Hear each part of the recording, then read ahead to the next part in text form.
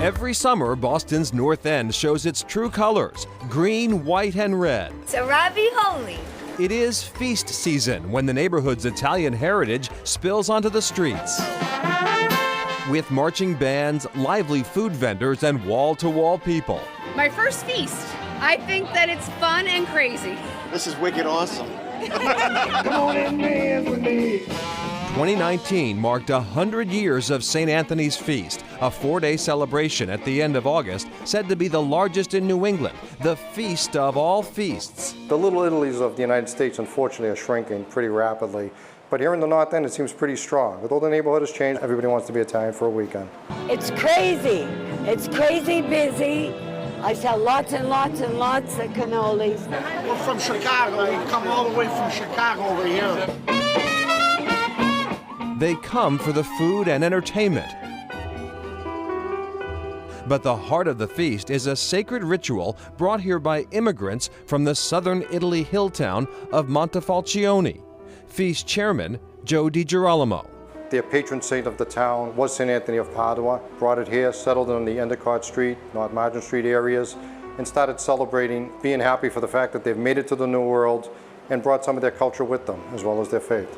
They also brought Lucy, the patron saint for eyes. Santa Lucia, as everybody knows her, she originates from Montefalcione as well. Viva Santa Lucia! Until recently, St. Lucy was celebrated on the Monday after the feast. We found that St. Lucy's really wasn't getting the draw of people, so we decided, why don't we use St. Lucy to be the kickoff to St. Anthony's Feast. So 2 years ago, we moved it to Thursday evening. She has a full festival with lots of vendors and entertainment. All this wouldn't be possible without the dedicated volunteers of the St. Anthony and St. Lucy Societies. I've marched since I'm 10 years old. This is my 25th year on the Feast Committee. 25 years and a lifetime of memories for Jason Aluya. I grew up right up on Prince Street, right around the corner from the Feast. And my mother still lives there, and I still live on Prince Street.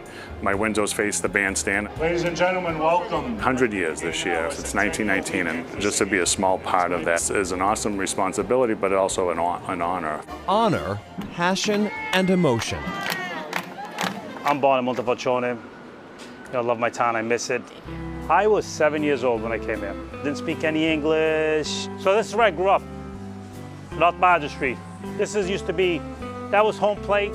Today, Paul de Moray owns Massimino's restaurant on Endicott Street and is president of St. Anthony's Society. This year we're gonna have the relics of St. Anthony. I can't tell you what that means to me. We have 130 members that run this organization. We all look at life very differently, but the common factor is St. Anthony. We raise a lot of money during the course of the year, and then, during the course of the year, we give away a lot of money. The spiritual center of life in the North End is St. Leonard's Church on Hanover Street. Today we have two major relics of St. Anthony with us. It's a celebration of his life, and we're celebrating that he's here with us. Michael Bonetti is among the new generation of devotees. It's something that I want to see live on for as long as possible. When I was about 4 years old, I was asked to dress up like St. Anthony and be part of the feast.